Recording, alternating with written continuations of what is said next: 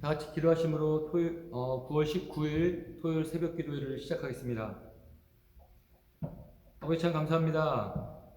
아버지 오늘도 우리에게 새날 주시고 또 이렇게 하루의 시작을 주님의 말씀으로 주님과 함께함으로 예배로 시작하게 하신 주님의 은혜 감사합니다. 하나님, 우리가 주님의 말씀에 더욱더 집중하고 주님이 누구신지를 더욱더 묵상하기를 원합니다.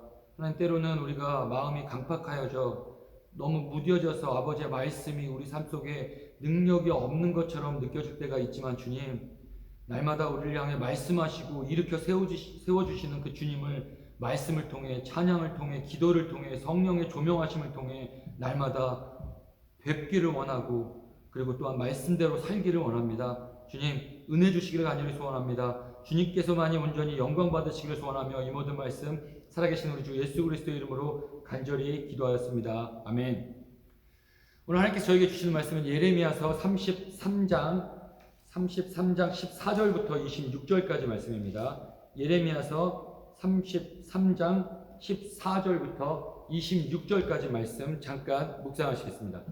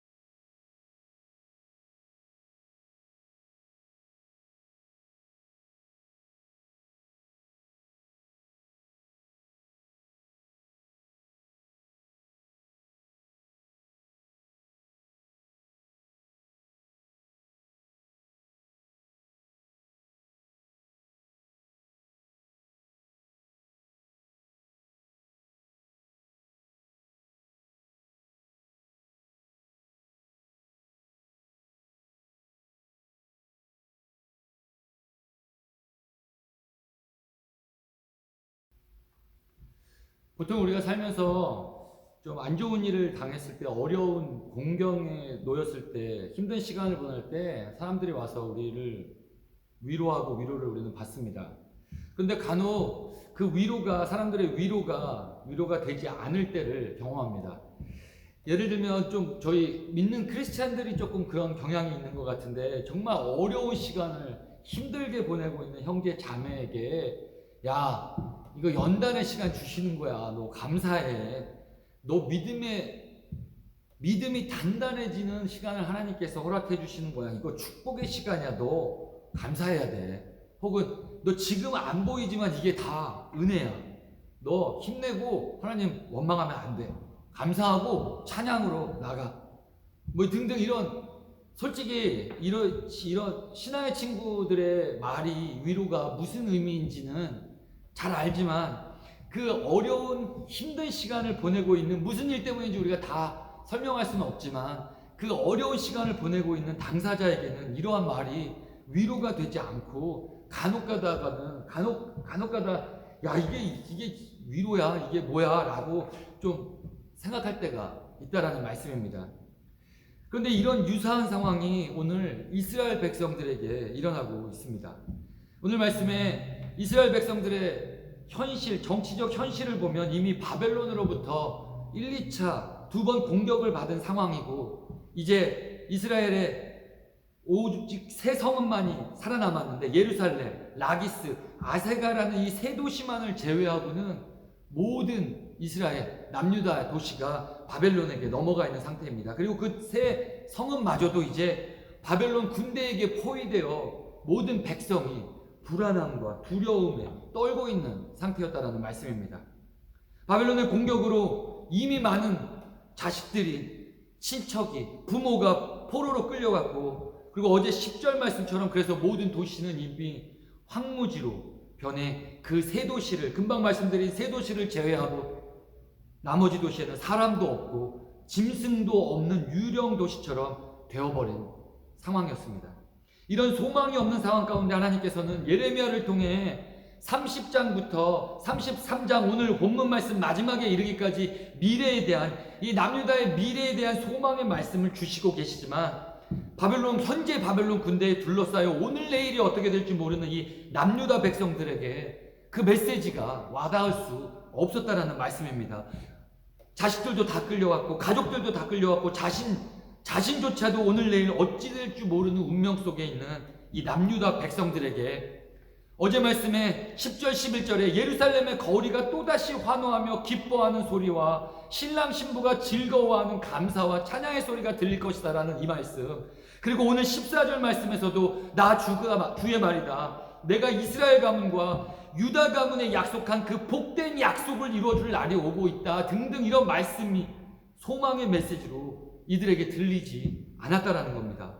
모르긴 몰라도 이 현실적 상황과 괴리감이 너무나 큰 이 예레미야 선지자의 위로의 메시지는 그들에게 소망을 주기는커녕 오히려 하나님에 대해 야속한 마음 혹은 원망만이 더 커져가는 메시지로 들렸을 수도 있었다라는 말씀입니다. 욥이 극심한 고통 가운데 새 친구에게 받았던 위로처럼 예레미야를 통해 이스라엘에게 주시는 그 회복의 메시지는 남유다 백성으로 그 상황을, 남유다 백성들로 하여 그 상황을 이해하고 극복하는데 전혀 도움이 되지 않는 메시지였을 수 있다라는 말씀입니다. 그리고 그 일을 주관하시는 분이 바로 하나님이라는 사실을 생각하면 이스라엘 백성 입장에서는 이 말씀, 모든 30장부터 33장의 말씀들이 위로의 말씀이 될 수 없었다라는 겁니다.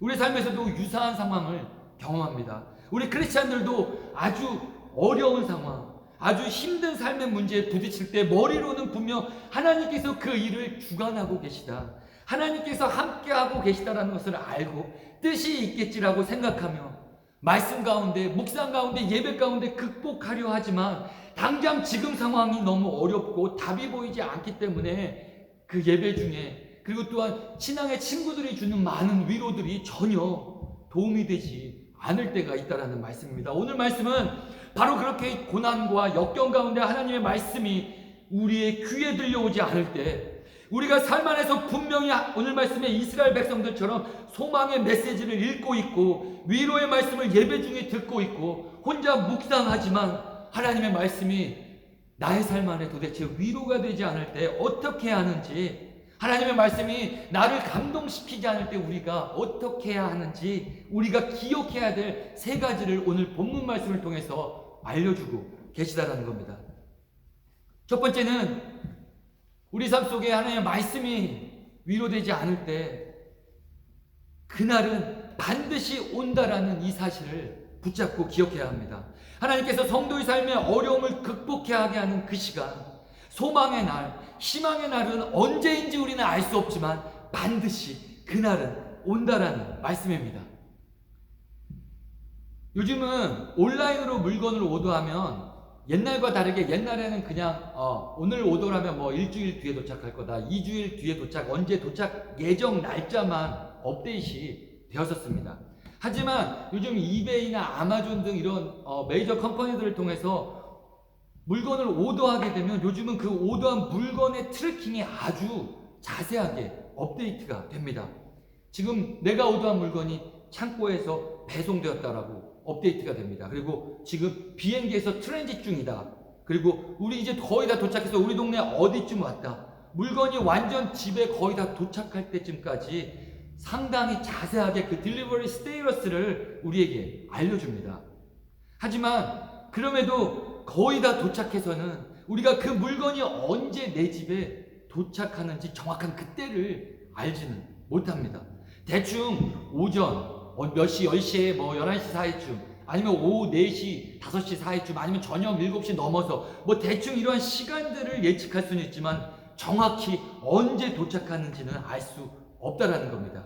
하지만 그 물건이 분명히 나에게 오고 있다라는 것, 물건이 나의 손에 곧 잡힐 것이라는 것은 확실히 우리는 알고 있다는 사실입니다. 이와 마찬가지로 오늘 14절 말씀에서 예레미야가 그날이 오고 있다라고 말합니다. 바로 예레미야가 말하는 그날이 오고 있다라는 것은 우리가 그날이 정확히 언제 올 때 그 정확한 때는 알 수 없지만 우리는 모르지만 분명 그 약속한 소망의 날은 반드시 온다라는 사실입니다.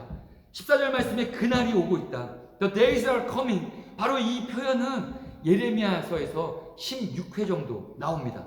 7번은 남유다의 멸망의 날을 예언하는 데서 사용되어지고 있었고 나머지 9번 정도는 남유다와 북이스라엘의 회복이 오고 있다는 것을 표현하기 위해 사용되고 있습니다.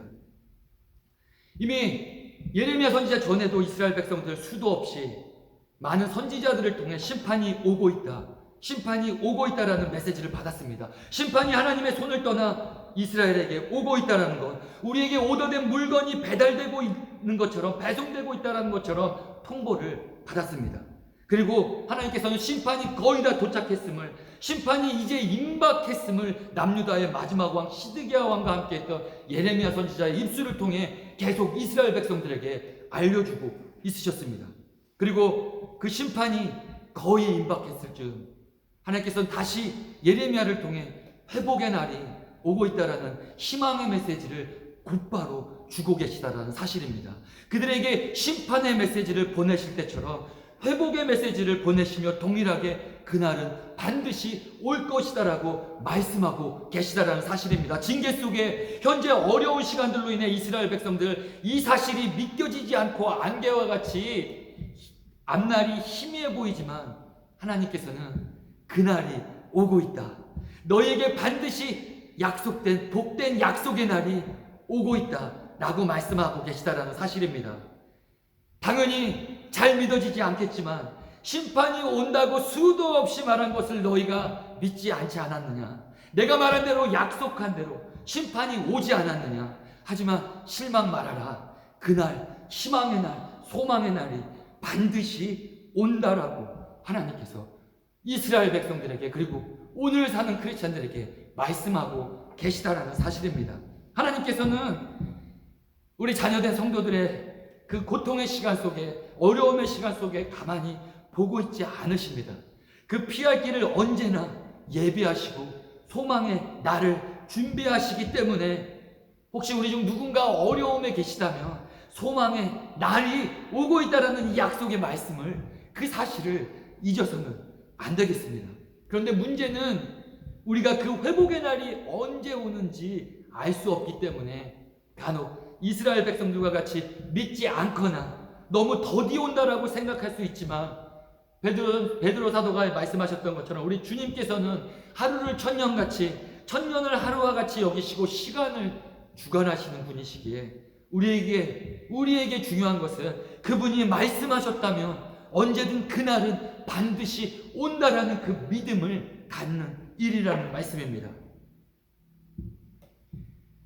잘 생각해보면 성경에서 하나님께서 약속하신 어떤 그날, 어떤 약속하신 날에 대한 그 약속 모두 이루어졌습니다. 창세기에서 아담에게 선악과를 먹는 그날에는 너가 죽을 것이다 라고 말씀하셨는데 그 약속, 아담과 하와가 선악과를 먹는 그날 그대로 바로 이루어졌습니다. 그리고 아브라함에게는 그의 자손들에게 땅을 주시겠다고 약속하셨는데 그 약속은 무려 500년이 지나 이삭과 야곱 그리고 요셉 그리고 모세 그리고 결국 여호수아 시대에 500년이나 지난 그 시대에 그때에 이루어졌습니다. 그리고 이스라엘 왕조가 이제 시작되고 북이스라엘과 남유다에게 멸망의 날이 온다고 말씀하신 것도 오늘 말씀에서 보듯이 그대로 이루어지고 있고 그리고 오늘 본문 말씀에서 다윗의 한 가지에서 나온 왕이 유다를 구원하신다는 그 약속의 날 또한 이때로부터 약 600여 년 뒤 예수 그리스도의 탄생으로 인해 이루어졌다는 것을 우리가 잘 알고 있습니다. 하지만 성경에서 하나님께서 약속하신 모든 날들 중에 모든 날들이 다 이루어졌는데 아직 이루어지지 않은 날이 딱 하나 남아있다는 사실입니다. 그것은 바로 예수 그리스도의 재림의 날입니다. 베드로 사도는 많은 사람들이 마지막 때에 이르러 그리스도가 다시 온다는 약속은 어디 갔느냐? 조상들이 잠든 이래로 만물은 창조 때부터 그러하였듯이 그냥 그대로다라고 말하며 그것을 약속으로 붙잡는 사람들을 조롱한다라고 말했습니다. 그래서 우리는 어쩌면 지금 이 시대에 우리 크리스찬들 어쩌면 예레미야 시대의 남유다 백성들처럼 그날이 온다는 소망을 믿지 못하고 그날 주님이 오실 날을 다시 오실 날을 쉽게 잊고 살아가고 있는지도 모르겠습니다. 예레미야와 구약의 많은 선지자들이 말씀에서 계속 그날이 오고 있다라고 예언한 것처럼 예수 그리스도는 결국 오셨다고 그 사실과 그리고 신약의 많은 사도들 또한 우리에게 그날이 올 것이다. 예수님께서 다시 올 것이다 라고 말씀한 것처럼 그 예언이 우리에게 지금 주어졌다는 사실을 잊어서는 안 되겠습니다. 왜냐하면 바로 그날이 우리 모든 성도들의 궁극적인 소망의 날이기 때문입니다. 물론 삶의 크고 작은 환난, 고난, 역경 가운데서 그것을 이겨낼 소망의 그날 약속하고 주시지만 우리 성도들이 궁극적으로 소망으로 품고 기다려야 할 약속의 날은 바로 우리 주 예수 그리스도의 재림의 날이라는 말씀입니다. 그날이 오면 새하늘과 새 땅이 열리고 우리 성도가 완전 영화의 몸을 입고 하나님과 영원한 예배와 교제가 시작되는 날입니다. 그리고 그때 우리 모든 육신 인생의 장막은 거치고 죄로 인한 질고도 없어지고 그리스도와 함께 참 평화와 평화 속에 영원토록 머물 수 있게 되는 날이기에 우리는 그 다시 오신다라는 약속의 날을 붙잡고 기다려야 될 줄로 믿습니다. 이 그날이 오고 있다라는 이 사실을 삶 가운데 절대로 잊지 마시고 하루하루 예수 그리스도의 다시 오심의 소망으로 살아내시는 우리 성도님들과 제가 되기를 주님의 이름으로 간절히 기도합니다. 그리고 두 번째, 우리 성도들 그 어려운 시간 속에 하나님의 말씀이 위로가 되지 않을 때 우리는 하나님이 누구신지, 하나님이 어떠한 분이신지, 특별히 그분의 신실하신 성품이 과연 무엇인가를 묵상해야만 합니다.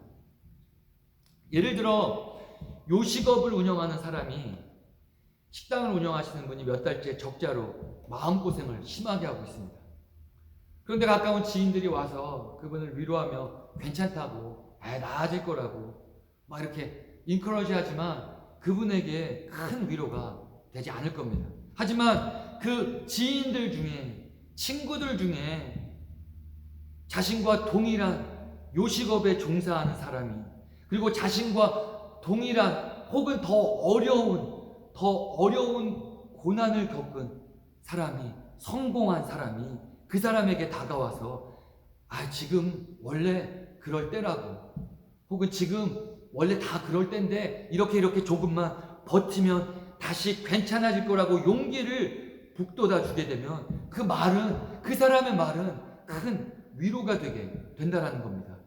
똑같은 위로의 말이지만 그 말을 하는 사람이 누구인가에 따라 소망을 주는 위로가 될 수 있고 그냥 위로가 되지 않을 수 있다는 겁니다. 우리의 삶에 누구의 말도 위로되지 않을 때 심지어 하나님의 말씀을 읽고 묵상해도 잘 귀에 들어오지 않을 때 우리는 그 말씀으로 나를 위로하고 계시는 분이 바로 누구인지 하나님이 누구인지를 아주 깊게 묵상해야 합니다. 그 말씀 자체가 능력이 없어서가 아니라 하나님이 주신 그 말씀 자체가 능력이 절대 없어서가 아니라 우리가 처한 상황이 우리의 연약함이 우리를 말씀 앞으로 온전히 나가지 못하게 만들기 때문입니다. 우리가 예배에서도 그리고 사역에서도 날마다 은혜를 누리지 못하는 이유가 비슷합니다. 예배 안에 나타나고 있는 그 하나님 말씀과 기도 찬양을 통해서 나타나고 있는 임재하시는 그 하나님을 발견하지 못하기 때문에 그분만을 위한 예배가 되지 못하고 그래서 우리의 예배에 어떨 때 감동이 없고 기쁨이 없다라는 말씀입니다. 하나님이 도대체 어떤 분이신지를 알아야 그분의 그 성품에 우리가 매료되고 반해서 그분의 하신 일에 우리가 감격해서 우리가 영광을 돌리고 진정으로 하나님을 사랑하며 찬양할 수가 있는데 그 인격적인 하나님이 도대체 누구신지 알지 못하기에 우리가 예배 안에 혹은 때로는 감당하고 있는 사역 안에 그분을 발견하지 못하기 때문에, 그분이 누구인지를 그 일들을 통해서, 우리의 신앙생활을 통해서 발견하지 못하고 깨닫지 못하기 때문에 감동과 기쁨이 없을 수 있다라는 말씀입니다. 우리는 그분을 깊게 묵상해야 합니다. 나에게 말씀하시는 그분은 나를 만드신 분이고, 또한 내가 살아가고 있는 이 세상 모든 환경을 만드셨고, 그분은 우리의 모든 인생사를 주관하시고 아시고, 그 아심을 바탕으로 능력 가운데 임하시는 분이라는 것, 그리고 내가 지금 겪고 있는 이 어려움 또한 그분께서 허락하시기에 가능하다라는 그것을 우리가 묵상해야 됩니다.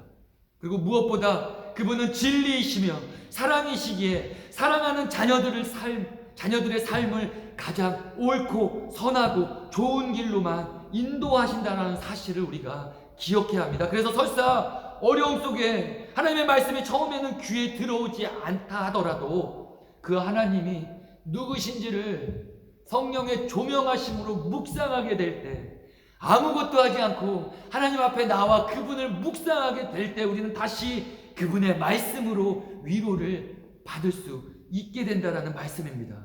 오늘 말씀에서 특별히 예레미야 선지자는 어려움 속에 있는 남유다의 백성들에게 하나님의 예레미야 선지자를 통한 위로의 말씀이 위로가 되지 않고 있는 그 남유다 백성들에게 하나님의 성품을 묵상하라고 말하며 그 하나님의 신실하신 성품을 깊게 묵상할 것을 요구하고 있습니다. 오늘 말씀 19절부터 22절에서 하나님의 신실하심에 대해 이렇게 이야기합니다. 낮과 밤에게 맺은 하나님의 약속을 보라고 말합니다. 낮과 밤의 질서가 태초에 천지를 창조하실 때부터 한 번도 낮과 밤에 그 질서가 깨진 적 없는 것처럼, 그리고 오늘까지도 낮과 밤이 계속 지속되며 하루가 지나는 것처럼 하나님의 약속하신 말씀은 태초 때로부터 낮과 밤이 지속되는 것처럼 영원히 지켜지며 계속될 것이라는 말씀입니다. 누군가 이 낮과 밤의 질서를 깨트리면 모를까 하나님께서 이스라엘에게, 다윗에게, 우리에게 세운 그 언약은 절대로 깨질 수 없다라는 겁니다. 하나님의 그 신실하신 성품을 바라보라고 합니다. 낮과 밤에 맺은 언약을 바라보며 하나님의 신실하심을 바라보라고 이야기합니다. 그리고 또 22절과 26절에서도 같은 맥락으로 말씀하십니다. 바벨론에게 망하는 이스라엘을 보며 그 당시 많은 사람들이 하나님께서 이제 이스라엘을 버리셨다고, 그들과 맺은 언약을 깼다라고 말하지만 25절을 보시면 하나님께서는 나의 주야의 약정이 흔들릴 수 없고 하늘과 땅의 법칙들이 무너질 수 없는 것과 마찬가지로 라고 말씀하시며, 지금 너희들의 눈에는, 인간들의 눈에는 그렇게 보일지라도 주야의 약정과 하늘과 땅의 모든 법칙, 자연의 순리가 태초부터 깨지지 않고 그대로 변함없이 지속되는 것처럼 하나님께서 이스라엘과 우리와 맺으신 그 언약은 변함없이 계속 지켜질 수밖에 없다라는 말씀입니다. 하나님의 신실하심을 그 낮과 밤을 통해, 자연의 섭리와 이치를 통해 묵상하고 깨달으라고 말씀하고 있다는 겁니다. 우리 하나님께서는 누구에게 사랑을 반드시 베푸시거나 죄를 용서하시거나 할 그러한 의무가 전혀 없으십니다. 하지만 우리 하나님은 사랑이시기 때문에, 사랑 그 자체이시기 때문에 은혜를 베푸시기를 즐겨하시고 노하기를 더디하시며 자신이 선택한 백성들의 죄를 미워하시고 용서하시기를 원하시고 그들의 삶에서 불순종을 버리게 하시겠다라고, 끝까지 우리와 임마누엘의 하나님으로 하시겠다라고, 복 주시겠노라고 우리에게 이 성경의 말씀을 통해 약속하셨습니다. 만약 이 하나님의 말씀이 어려움 가운데 있는 우리에게, 절망 가운데 있는, 낙심 가운데 있는 우리에게 위로가 되지 않는다면 우리는 19절과 26절에서 말씀하시는 이 하나님의 절대로 변하시지 않는 성품, 신실하신 성품을 우리는 묵상해야만 합니다. 그분의 입에서 말씀이 나오는 순간 그분의 신실하신 성품으로 인해 그 말씀은 그대로 이루어지게 돼 있는 것을 우리가 깨달아 알아야 합니다. 우리가 그분의 모든 섭리와 계획들이, 우리를 향한 뜻들이 우리가 태초전부터 하나님께서 태초전부터 그것들을 시작하셨다라고 말하는 이유는 바로 하나님 신실하시기에 우리를 사랑하시는 그 생각과 계획, 방법은 그 태초 때부터 시작해서 절대로 변함이 없기 때문입니다. 우리가 그렇게 말하는 이유가 바로 여기에 있습니다. 그래서 야고보서 기자가 하나님의 그 성실하신, 신실하신, 선하신 성품에 대해 변함도 없으시고 회전하는 그림자도 없는 분이라고 말씀하는 이유입니다. 부디 지금 나를 위로하시는 분이 누구신지를, 그리고 절대로 변하시지 않는 신실한 언약의 하나님이라는 사실을 날마다 묵상하시며 주께서 주시는 그 말씀들을 위로로 붙잡으시고 소망의 메시지로 붙잡으시는 저와 성도님들 되시기를 주님의 이름으로 간절히 축원합니다. 그리고 마지막으로 삶 속에서 하나님의 말씀이 우리에게 위로되지 않는 상황에서 우리는 예수 그리스도의 그 약속만을 붙잡아야 합니다. 오늘 하나님께서 주시는 14절의 약속의 말씀을 다시 한번 보겠습니다. 나 주의 말이다. 보아라, 내가 이스라엘 가문과 유다 가문에 약속한 그 복된 약속을 이루어 줄 그날이 오고 있다. 이 14절에서 말씀하시는 이 복된 약속, 바로 다윗의 자손 예수 그리스도가 이 땅에 오신다라는 약속이 말씀이었습니다. 이 당시 예언을 들은 이스라엘 백성들 무슨 말인지 이해하지 못했습니다. 이 예언을 선포하는 예레미야조차도 어쩌면 이 약속의 참 의미를 깨닫지 못했습니다. 하지만 우리는 이 신약시대의 백성인 우리는 이 복된 약속, 그리스도께서 오신다는 이 약속의 산 증인들이라는 것을 우리가 잊어서는, 절대로 놓쳐서는 안 되겠습니다. 히브리서를 보시게 되면 우리 구약의 믿음의 선배들 이 복된 약속을 붙잡고 살아서 하나님께 훌륭한 사람으로 칭찬받았지만 그들은 약속된 것을 받지는 못하였다고 기록합니다.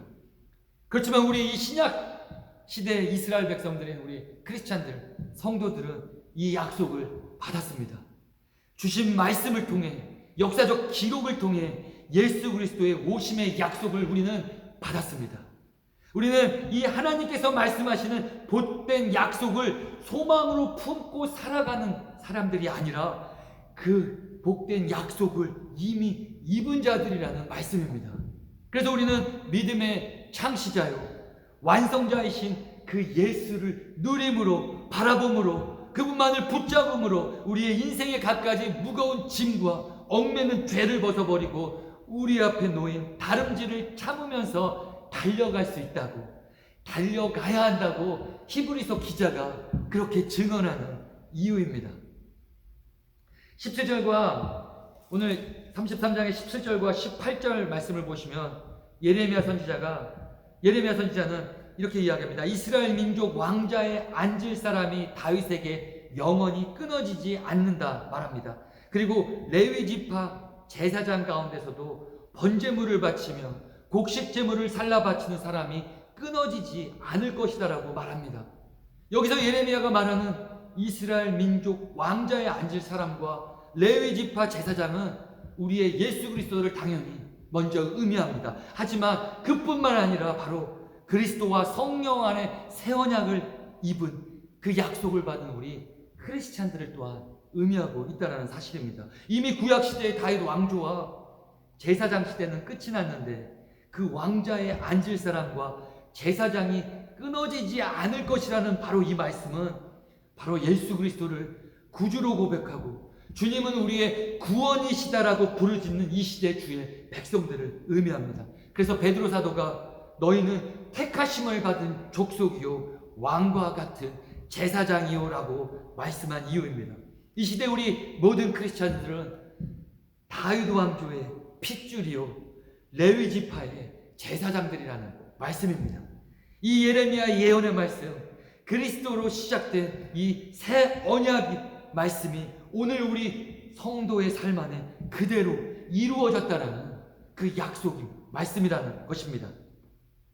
현재 힘든 시기를 보내고 있는 우리 성도님들을 향해 하나님께서는 예수 그리스도를 통해 주시는 그 복된 약속 말씀들을 붙잡으라고 말씀하십니다.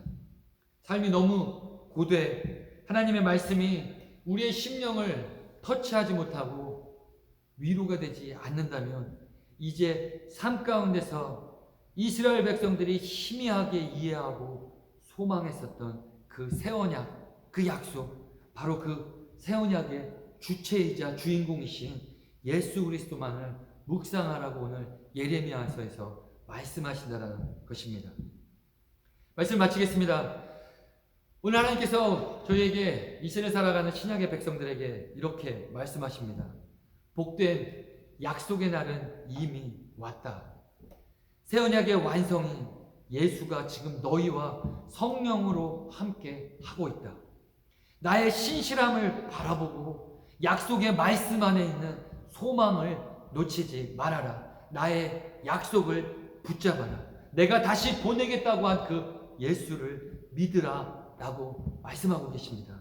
부디 우리 성부 아버지의 이 신실한 성품 묵상하시고 그리고 그리스도를 통한 바로 이 복된 약속의 말씀들을 붙잡고 살아가시는 저와 우리 성도님들 되시기를 주님의 이름으로 간절히 축원합니다. 같이 기도하시겠습니다. 아버지 참 감사합니다. 아버지, 때로는 우리가 주님의 말씀으로 일어나지 못할 때가 있습니다. 하나님, 우리가 주님의 말씀이 전혀 능력이 없어서가 아니라 하나님, 우리가 연약하여서 우리의 죄성이 우리의 생각과 우리의 삶을 너무나도 깊게 지배하고 있어서 우리가 하나님의 말씀으로 온전히 일어나지 못할 때를 경험합니다. 하지만 하나님, 오늘 이 말씀을 통해 우리가 어려운 가운데 주께서 주시는 그 말씀을 붙잡지 못할 때 하나님, 아버지를 더 묵상하라는 주의 말씀을 듣습니다. 아버지의 성품을 묵상하라는 주의 말씀을 듣습니다. 주의 신실하신 그 성품을 묵상하라는 예레미야 선지자의 말씀을 듣습니다. 주님, 우리로 그 아버지를 더 성령 안에서 묵상케 하여 주셔서 하나님, 주께서 주시는 모든 말씀이 우리 안에 능력될 수 있도록 주께서 은혜 주시기를 간절히 소원합니다. 그래서 우리가 예수 그리스도만을 붙잡기를 소원합니다. 그래서 우리가 예수 그리스도의 십자가의 뼘대를 향해서만 달려나가기를 소원합니다. 하나님, 우리가 그렇게 살아낼 수 있도록 날마다 우리와 함께하여 주시고 날마다 우리를 깨워주시고 하나님, 날마다 우리에게 말씀하여 주시기를 간절히 소원하며 이 모든 말씀 살아계신 우리 주 예수 그리스도의 이름으로 간절히 기도하였습니다. 아멘. 하늘에 계신 우리 아버지여, 이름이 거룩히 여김을 받으시오며 나라에 임하옵시며 뜻이 하늘에서 이룬 것 같이 땅에서도 이루어지이다. 오늘날 우리에게 일용할 양식을 주옵시고 우리가 우리에게 죄 지은 자를 사하여 준 것 같이 우리의 죄를 사하여 주옵시고 우리를 시험에 들게 하지 마옵시고 다만 악에서 구하옵소서. 대개 나라와 권세와 영광이 아버지께 영원히 있사옵나이다. 아멘.